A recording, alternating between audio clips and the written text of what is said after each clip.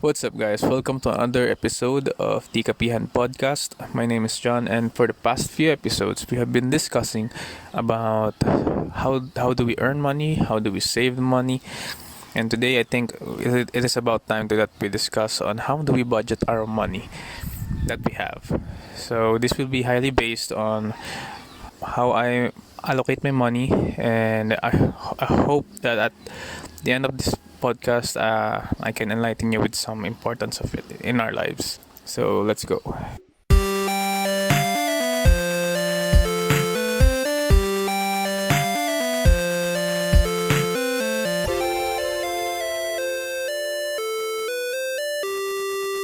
So the podcast structure will be as follows. So the first one is how did I budget my money back in college. Second is how do I budget my money now, and the third is how do we define essential expenses, non-essential expenses, and types of savings. And the last will be comparing the ways I budget my money back in college and how do I budget it now. So for the first one, how do I budget my money back in college? So it's very simple kung paano ko siya ginagawa. So basically, my parents give me an allowance of 8,000 pesos per month. So that is 2,000 pesos per week. So what I did is I did this percentage wherein 60%, the 60-30-10 rule. It is basically 60% will be for the expenses that I will encounter sa week na yon. Then 30% is for the utilities and laundry. And 10% will be the way that 10% will be given back to the community. So basically the my savings back then will be, or what I call emergency savings back then, will be what is left from that 60%. So let's say we have 2,000 pesos per week. So 60% of it will be 1,200 pesos. And I think it is it is enough for a week's budget. So 1,200 pesos will be allotted for my needs and wants, which are foods, bus tickets, items for school purposes. Then 600 pesos will be for my utilities. So usually mag-isa lang naman ako sa dorm, and usually the water bill and the electricity bill does not usually go beyond 600 pesos in total. Then the 200 pesos I give it back to the community. So that 200 pesos, of course, I break it down to I think for 40 pesos. So actually I give it to people, mga nanglilimos, kasi sa UST around back then, marami talagang tao na ganun, na marami nang lilimos. So what I do is I give 40 pesos. So it's not that much, and yun na yung kaya ko that time because I have other priorities na kailangan kong ipunin or bayarin. So yung matitira dun sa 1,200 and dun sa 600 pesos, yun na yung magiging emergency funds ko for the next week. So that's how I do it back in college. So next is how do I budget now? So for you na, of course, familiar lahat yung mga na may trabaho, we follow a semi-monthly payroll.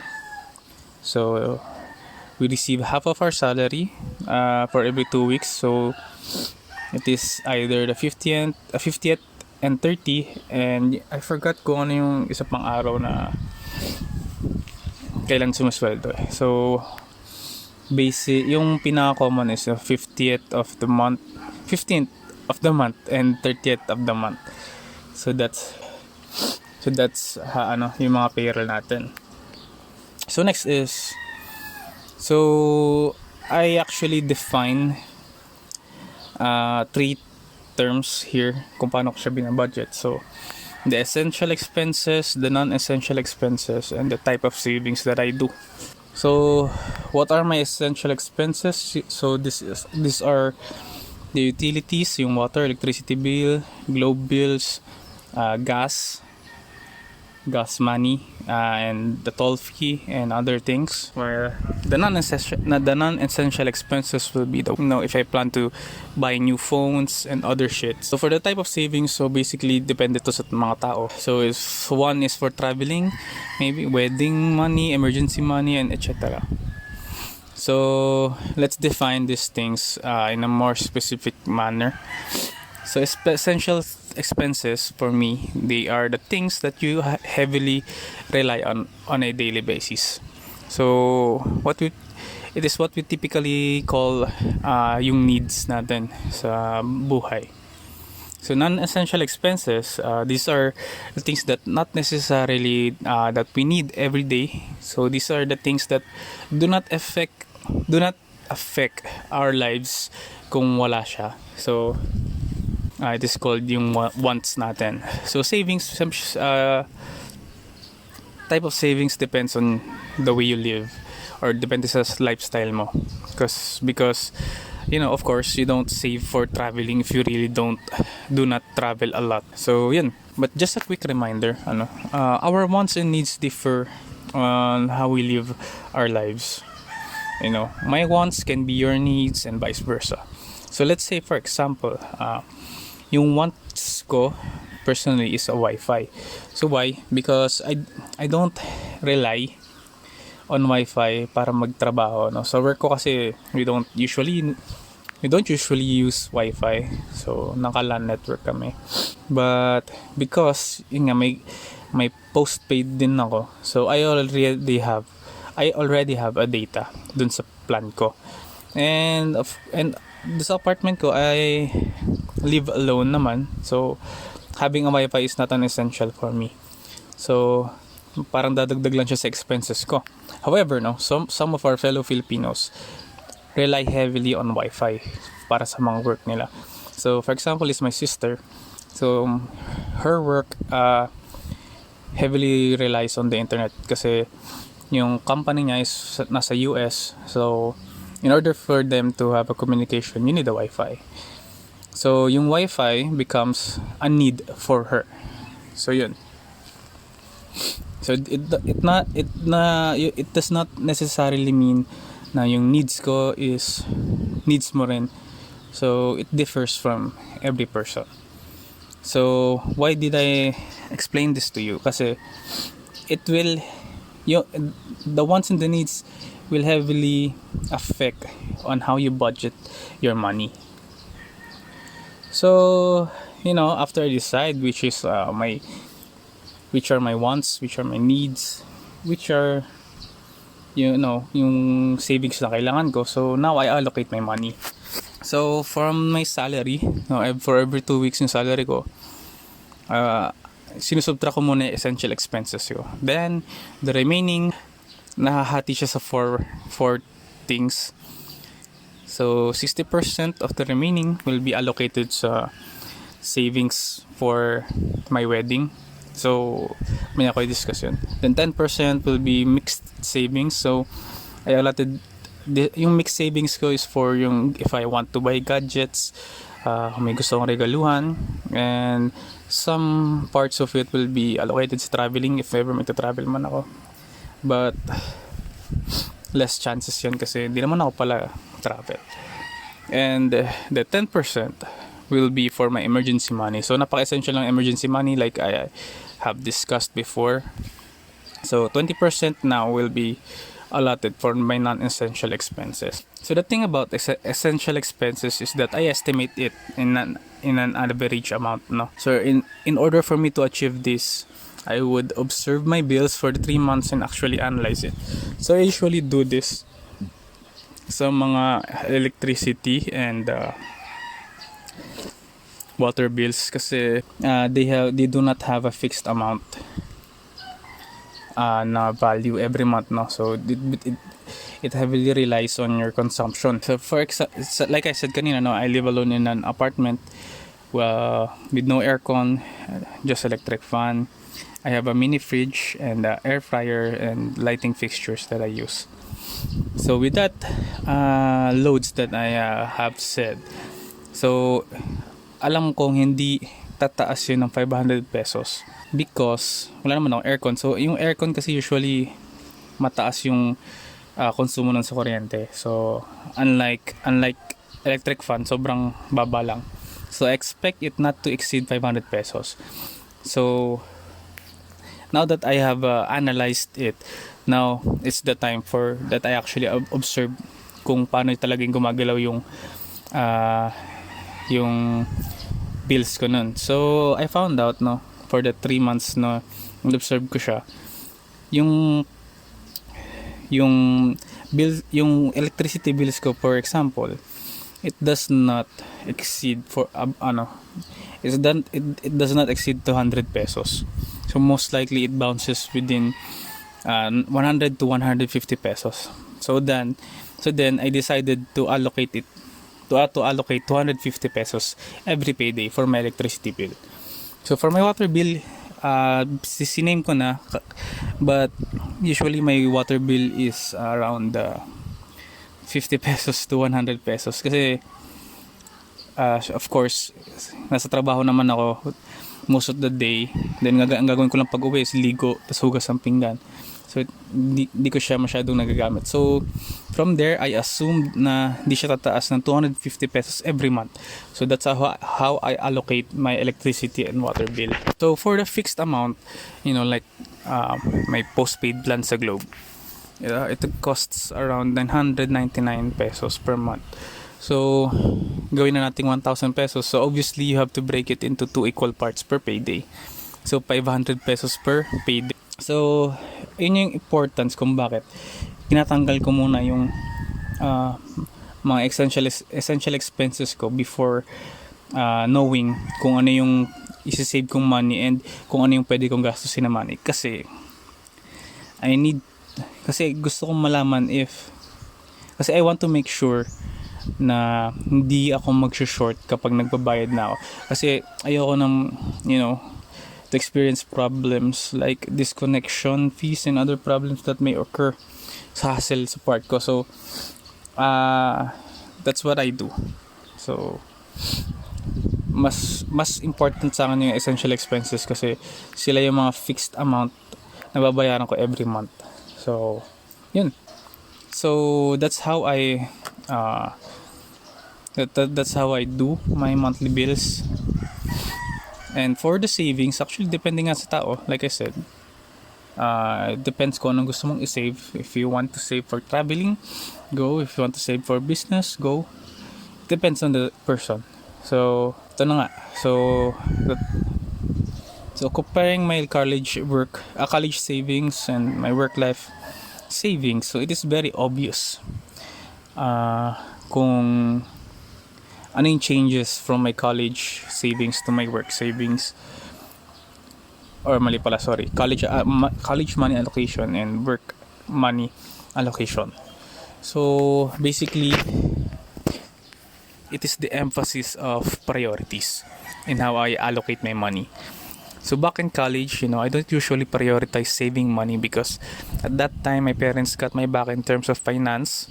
But as we all may know, we should not heavily rely on our parents once we got a job.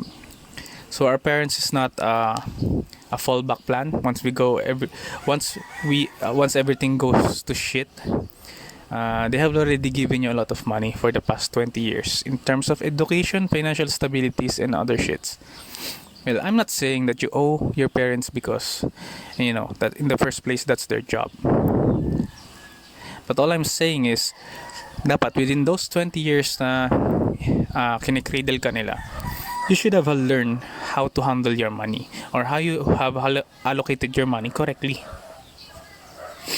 So for those people na nag-start pa lang mag-save or naguguluhan pa paano mag-allocate, you should have handled it years before. Pero hindi naman every day is a fresh start. So now that I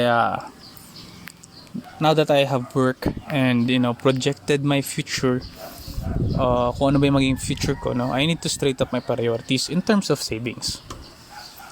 So I plan to be married to my girlfriend and have kids with her So in that case, no, the priority in savings should be focused on there. So that's why yung 60% ko kanina sa allocation, kaya ang laki niya 60% kasi yun yung focus ko sa savings ko is to, build the foundation ng future ko regarding my priority in life. So, and kaya yung iba kong savings is just 10% because yung emergency money ko is already established. So, okay lang na kahit monthly is 500 pesos lang nilalagay ko kasi nga established na yung emergency money ko. So, I just want to secure na hindi siya mababawasan. Gusto ko constantly na dadagdagan siya, but kasi since established na yung emergency money ko, I don't have to worry about my emergency money. So the least that I can do is to increase it in a small amount. So if kaya nyo dagdagan, go lang, but for me, since established na siya, 10% na. So for the mixed savings, kaya 10% lang din kasi I don't want to dwell heavily sa pagbili ng mga gadgets. Kasi ako, bago ako bumili ng mga gadgets, I usually think, is it worth it ba? Lalo na kapag credit card yung gamit. Kasi ito kasi guys, bibili ka ng gadget, then you're gonna constantly pay it every month for, let's say, the next 2 years. Yung phone mo after 2 years is, hindi na siya ganun ka paano ba? Yung value niya, hindi na siya ganun yung value niya compared to the value of 2 years before, hindi na siya ganun kalaki. So parang wala din, 'di ba? Parang I will assume na that for the next 2 years you will see another version ng cellphone na mas okay compared dun sa nabili mo. And yung iba mas mura, 'di ba? So that's why konti lang yung kahit naman konti, medyo malaki din naman yung 10%. But in terms ina-analyze ko din kasi if whether worth it or not yung savings. So I practice delayed gratification for that manner. Kasi usually nasa hype lang talaga yan ng puso mo kung bakit gusto mo siya bilhin or not. Kasi I don't wanna drown myself on many debts. Kasi mahirap yun. Mahirap yung hindi na ubos-ubos yung binabayaran mo, So yun. For the expenses, it's also good on reducing your expenses, but you have to analyze whether or not it will affect you in the long run, especially if yung babawasan mo is essential. So essential kasi, for example, having a postpaid plan, so you analyze that having a prepaid is much more of a good deal than having a postpaid plan. So that is true actually. Ako kasi I'm paying 1,000 pesos per month. So merong mas good deal na plan. So you're just gonna pay 120 pesos per week. Load ka ng 120 pesos per week. Then you apply for a certain promo. It will give you, I think, 12 gigabytes ng data and only call, only text na sa globe. So I research it, pero I analyze din kasi yung factor na kino-consider ko dito is yung time. Syempre, if di ka naman tamad magpa-load every now and then, hanap ka ng mga stores na mayroong papaloadan, then prepaid is good for you. Pero if you're me na tamad gumalaw, and I prioritize time talaga kasi I don't wanna go spending my time waiting for the load to come or finding stores na mayroong nagpapaload. I don't wanna waste my time doing that. So mas okay na yung may monthly na tuloy-tuloy yung service, yung data and yung call and text na hindi na puputol unless hindi ka nagbabayad. Mas okay na yung kaysa maubos yung time mo. So that's only me. That's only mine. So this may not be applicable to you or some of you, or you may find it very shallow of a reason, but we live different lives and we value different things. So to end the podcast now, I would like to say that you and I live our lives differently, and we focus our attention and money to certain things, and that is fine as long as you or we are managing it properly and won't affect us in the future. So what I presented to you earlier is just what I do with my money, and it perfectly works for me so far. So I don't ask you to copy what I do, because like I said, we have different priorities in life. So you may want to assess first on how you allocate your budget, and if it works, then good for you. So that's all for this episode, and thank you for listening, and please do not forget to hit like, share, and subscribe. Again, dream big and believe.